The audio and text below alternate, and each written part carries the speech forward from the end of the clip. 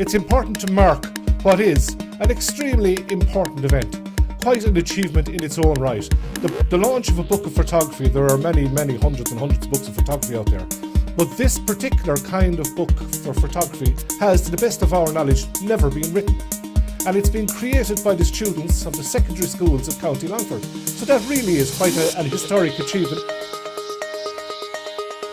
The common misperception that photography is just a recording media, that it's just fact, and of course we've all heard that saying, the camera never lies. I wanted to break and shatter that perception.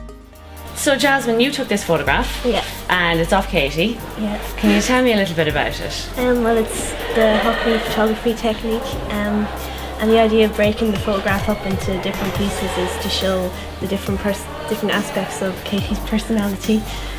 So that was your concept behind it? Yeah. So to break it up like Hockney style, but it was also to show the different aspects of Katie's personality.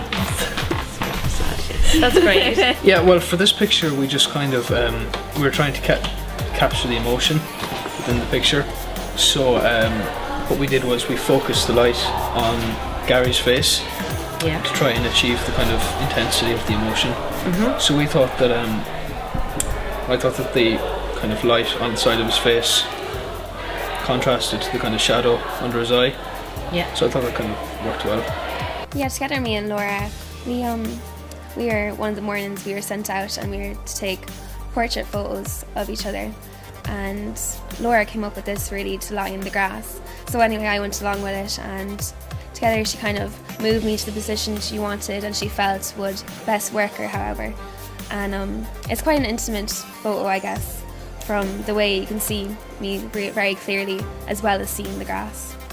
Yeah, definitely, I would get that from it. And it's a nice shallow depth of field, so the grass is out of focus and you're in focus, so it definitely gives that intimate kind of mood and a sense to the photograph. Can you tell me a little bit about the concept of this photograph? Well, we were kind of going for a team of cover photos for albums, and we kind of all picked a style of music that we liked, and I picked kind of a rap style, and just kind of a stereotypical view of how a rapper would dress, and it was more kind of for the fun because I always kind of wanted to dress like that, and just it kind of went with a sort of a theme. So I decided to have the picture in black and white and wear some black and white to kind of highlight the differences. Well, not the differences, the kind of stuff that goes on, you know.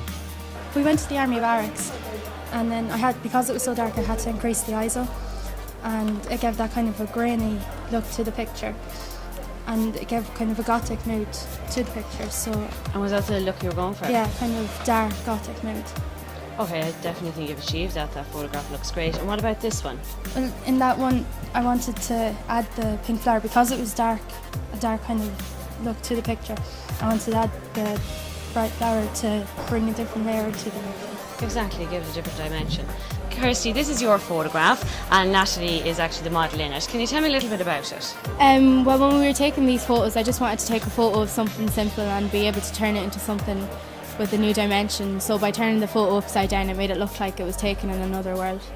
Very good. So this was it taken originally, and then you just turned it upside down, and it has a completely different look to it. Yeah. I just wanted to take a picture of something ordinary and make it look extraordinary by using a depth of field. Aperture. Yeah, you definitely achieved that. So Yeah. it's out of focus, in focus there, and then out of focus at the background. Right. So it looks quite different. What is it exactly? It's a string of barbed wire. And it actually looks quite pretty, doesn't it? It does, yeah. When it's taken like that. Pretty as it'll ever look. I learned how to view the world in a new way, in a better way. Through photography. Yeah. Great. And what about you, Hugh? I learned to take photos in a technically correct manner. Great. That's fantastic. Thanks, boys.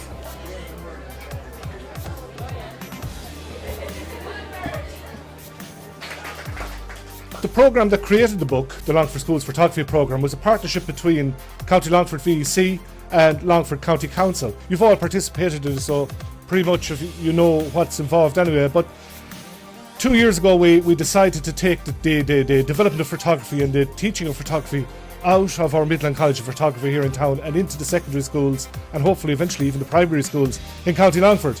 So we set up the Longford Schools Photography Programme, and Shelley agreed to be the program director and professional photographer. Shelley went to each school 2 hours a day, 1 day every week, and has been doing so, and this is her 3rd year. She works with the students, as you all know, throughout the year, culminating in a county-wide photography exhibition of the best of the students' work from each school each year, and a county students awards.